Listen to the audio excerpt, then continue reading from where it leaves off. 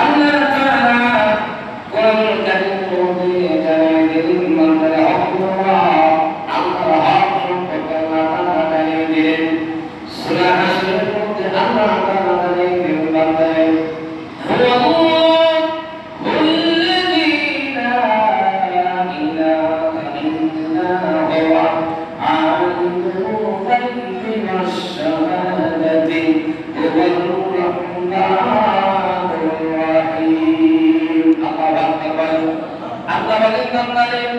এবং তিনি আল্লাহ তিনি সারার উপরে আল্লাহ বলতেছেন এর সূরা জালালের সূরাতুল হাশর যেটা ফজর এবং মাগরিবের নামাজের পর একবার আদায় করতে হয়।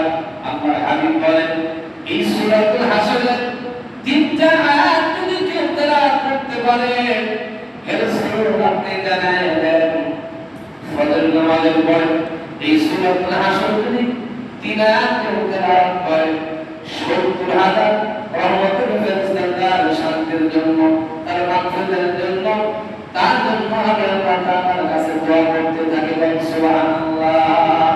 এরকম ভাবে ফজর থেকে মাগরিব পর্যন্ত আর কেউ যদি মাগরিবের পর তেলাওয়াত করে আল্লাহর হাবিব বলেন মাগরিবের পর থেকে ফজর পর্যন্ত এই সূরাতুল হাশর এই তিনটি আয়াত যদি কেউ তেলাওয়াত করতে পারে সারা রাত ৭০,০০০ করে ফেরেশতা তার জন্য আল্লাহর কাছে দোয়া করতে থাকে। আল্লাহু আকবার। দেখেন কত সুন্দর একটি আমল রয়েছে। আমরা তো নামাজ পড়ার পরে চিন্তা করি যত তাড়াতাড়ি মসজিদ থেকে বাড়াইতে পারি। দুনিয়ার মহব্বত ভালোবাসা এত বেশি আমাকে আপনাকে ধরেছে অল্প সময় কিন্তু আমল সময় অল্প কিন্তু আমল কিন্তু বেশি। সুবহানাল্লাহ বলেন। আল্লাহর হাবিব বলেন এই দুনিয়াটা হলো ক্ষণস্থায়ী, দুনিয়া চিরস্থায়ী না। আমার বন্ধুগণ এই অল্প টাইমের মধ্যে চিরস্থায়ী আখিরাতে আমাদের থেকে করে নিতে হবে। সুবহানাল্লাহ। আল্লাহর হাবিব বলেন ও দুনিয়ার মানুষ আর তিনি ছাড়া কোনো মাবুদ নেই, প্রভু নেই, তিনি বিশ্ব ও অদৃশ্যের জ্ঞানী। আমরা যা দেখি যা দেখি না এ সম্পর্কে আমি আপনি যদি না জানি কিন্তু তিনি জানেন তিনি কে। আল্লাহু আকবার। আল্লাহ বলেন বান্দা তুমি চিন্তা করতেছো একটা গোপন কাজ পৃথিবীর কেউ দেখে না কিন্তু তুমি করেছো অন্যায় হোক অন্যায় হোক পৃথিবীর কেউ যদি না দেখে আল্লাহ তাআলা বলতেছেন আলিমুল গায়বি ওয়াশ শাহাদাতি বান্দারে আমি গোপন এবং সাদৃশ্যবান উপস্থিত এবং অনুপস্থিত সব কিছু সম্পর্কে আমি আল্লাহ জানি। আল্লাহু আকবার। এখন আপনি চিন্তা করতেছেন এই কাজটা আমি করেছি কেউ তো জানে না। যদি বলে চিন্তা বেশি ভালো করে না মন্দ করে চিন্তা করতেছেন কেউ তো জানে না আমি যে আমলগুলো করি। কেউ যদি মারা যায় আমল মারা গেলে একদিন দুই দিন তিন দিন কবরস্থানে যাওয়ার পরে তার দায়িত্ব শেষ হয়ে যায়। কথা বলেন ঠিক কি না? আল্লাহর হাবিব বলেন কেউ যদি কবর সম্পর্কে জানত, কেউ যদি কবর দৃশ্য করে দেখত, এই মানুষটা খাওয়া পর্যন্ত গোসল করা হয়ে যেত, পৃথিবীর সব কিছু করে যেত, শুধু হাওয়া করে কান্নাকাটি করত। এত ভয়ঙ্কর কবরের আযাব। প্রিয় মুসলিম আল্লাহ তাআলা কোরআন কারীমের মধ্যে জানালেন যালিকুমুল্লাহু রাব্বুকুম খালিকু কুল্লি শাইইন লা ইলাহা ইল্লা হু। আল্লাহু আকবার বলেন।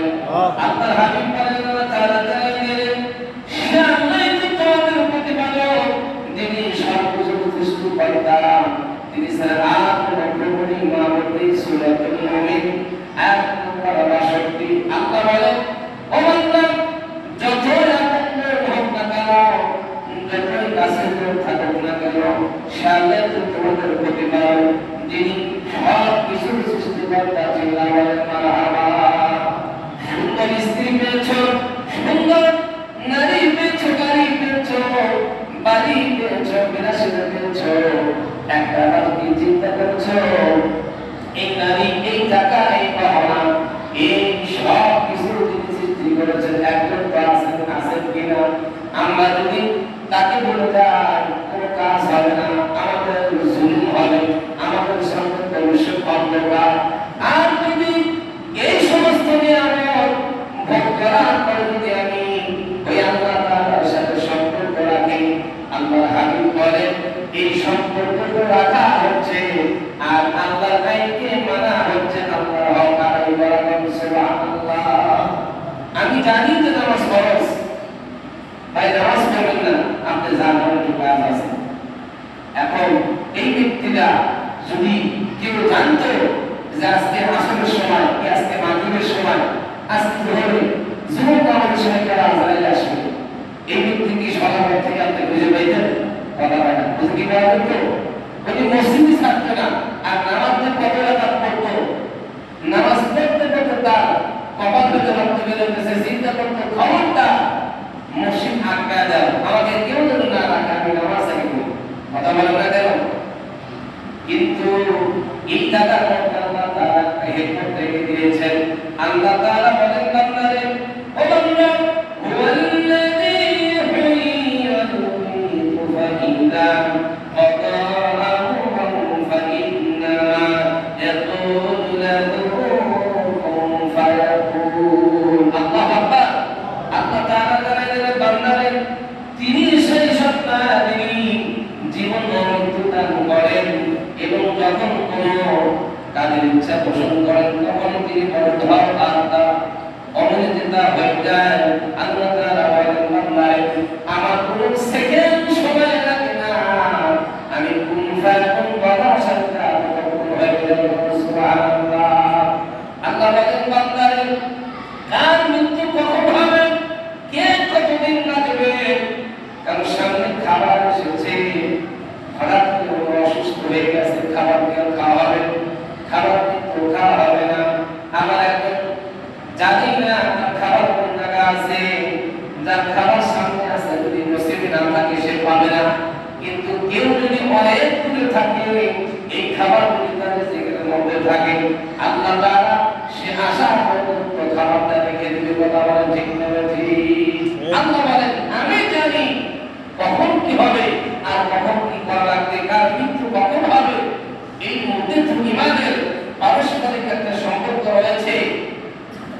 আল্লাহ সিবাতাল মাউত, আল্লাহর হাবিব বলেন যে মৃত্যুর পরের যে জীবন এর উপরে ঈমান আনতে হবে, মৃত্যুর উপরে তাকদীরের উপরে ঈমানের শাস্তি স্তর রয়েছে, যে এই ঈমানটার উপরে আমাকে আপনাকে ঈমান আনতে হবে। মৃত্যুর উপরে যে মৃত্যুর পরে যে আযাব বারযাখ পরবর্তী একটা জিন্দেগি পড়ে আছে, এর উপরে আমাকে আপনাকে ঈমান আনতে হবে।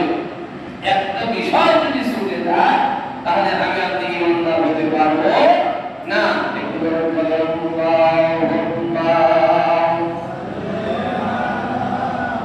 সাইয়্যিদিনা মাওলানা